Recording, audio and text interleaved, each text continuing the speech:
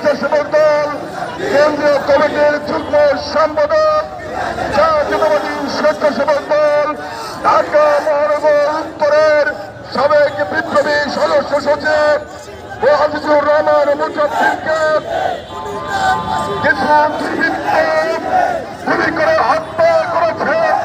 এই হত্যার প্রতিবাদে জাতীয়তাবাদী স্বেচ্ছাসেবক দল আজকের এই বিক্ষোভ কর্মসূচি ঘোষণা করেছে।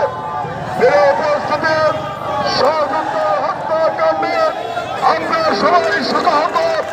এই শোকের মধ্য দিয়ে আমরা সযুক্তর হত্যাকারীদের দৃষ্টান্তমূলক শাস্তির দাবিতে আছি।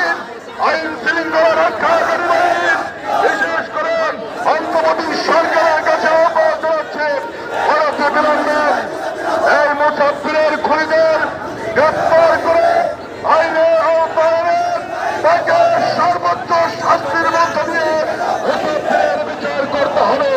অন্যথায় জাতীয়তাবাদী স্বেচ্ছাসেবক দল এর থেকে বৃহৎ কর্মসূচির মধ্য দিয়ে আমরা আমাদের যে দাবি মুসাফিরের হত্যাকারীদের বিচার দাবি আদায় করে ছাড়ব ইনশাআল্লাহ।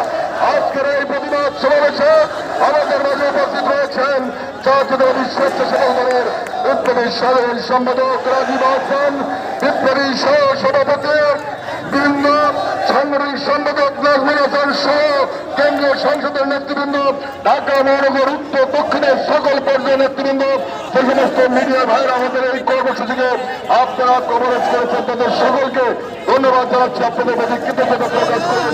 আজকের এই বিক্ষোভ সমাবেশ শেষ করছে। সবাই খোদা হাফেজ, বাংলাদেশ ধন্যবাদ, জাতীয়তাবাদী স্বেচ্ছাসেবকদের ধন্যবাদ, শুভেচ্ছা হলো আমাদের প্রাণের নেতা বাংলাদেশের 18 কোটি মানুষের হৃদয়ের স্পন্দন তারেক রহমান। ধন্যবাদ ধন্যবাদ, সকলকে রাস্তাটা ক্লিয়ার দেওয়ার জন্য অনুরোধ করছি।